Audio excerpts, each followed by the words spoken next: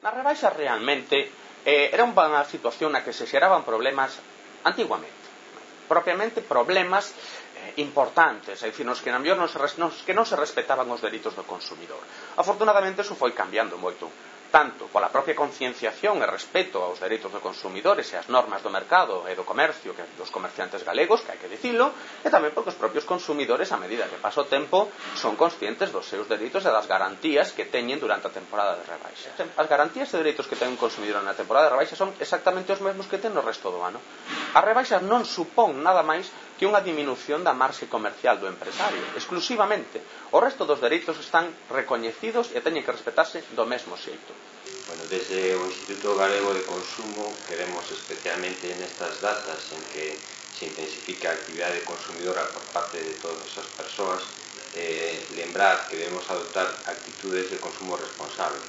Quere decir isto que debemos prestar especial atención a adquirir aqueles bens e servizos que realmente necesitamos, non deixarnos levar pola presión publicitaria, non deixarnos levar pola voráxine compradora e procurar adquirir só aquilo que realmente necesitamos, axustando tamén o que gastamos ao noso orzamento, non debemos cair na compra compulsiva. Vos me preguntaba se consumimos en exceso.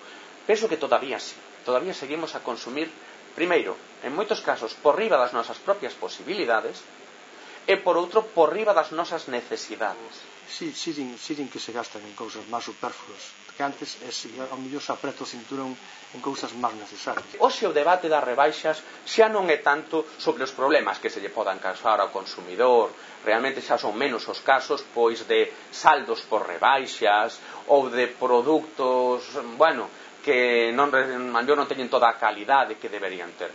A día de hoxe, desde a Unión de Consumidores hai unha serie de cuestións que nos parecen máis importante tratar. Unha, a propia data das rebaixas. Se debe comenzar antes, se deben comenzar despois. Hai un detalle nas rebaixas que o comercio recalca moitas veces, o comercio en Galicia sobre todo, porque non é lóxico que a época de comenzo de rebaixas, tanto en verán, que é o 1 de xulio, como en xaneiro, que é o 7 de xaneiro, sea igual para toda España. Non é lóxico, porque prácticamente en xulio é cando empeza o verán aquí en Galicia. Sobre todo este ano foi clarísimo, prácticamente non temos primavera, o inverno alóngase moito. Non é lóxico que, por exemplo, en Andalucía teñan as mesmas fechas de comenzo de rebaixas que en Galicia, cando a climatoloxía en Andalucía é completamente distinta. Eu penso que isto fai o goberno, e non este goberno, todos os gobernos que hubo hasta agora, porque así o IPC do mes de xaneiro e do mes de febreiro baixa. Entón compensa co IPC de dezembre que subeu.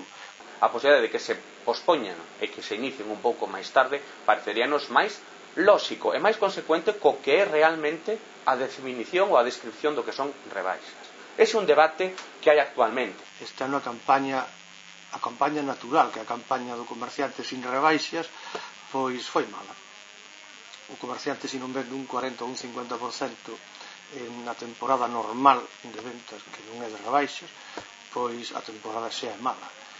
A verdade é que as rebaixas concebíronse como un mecanismo para que o empresario, o comerciante, poda dar saída a ese stock, a esa mercaduría que non foi quen de vender durante a temporada ordinaria. Canto máis se adianten as rebaixas, menos tempo terá o comerciante para poder vender eses produtos. De feito, sei que se está a traballar na modificación das datas en Galicia, das rebaixas, pero precisamente non para adiantalas, sino para pospoñelas. No período de rebaixas, o que debemos facer, ademais de adoptar estas actitudes de consumo responsable, é ter moi presentes cales son os nosos dereitos. A función do Instituto Galego de Consumo é precisamente axudarnos a defender eses dereitos. E temos que ter moi claro que o período de rebaixas é un período de rebaixas no prezo, pero non na calidade dos produtos que adquirimos. Por lo tanto, como en calquera outra época do ano, temos que saber que está aí a Administración do Consumo para axudarnos en calquer problema que teñamos. Son cada vez máis, ou son moitos os establecementos que venden unha serie de produtos que casi con total seguridade non estaban a disposición ou a dispor do consumidor con un mes de antelación a data de inicio de rebaixas, que é o que di a normativa. De feito, hai establecementos que nos días anteriores ao inicio da temporada de rebaixas podemos decir que teñen o establecemento, as estanterías medio baleiras, e cando se inicia a temporada de rebaixas atopamos de novo todo o establecemento cheo, todas as estanterías repletas, produtos de todos os tecidos, colores, etc. Iso no pequeno comercio non é verdade. Non é verdade porque é imposible.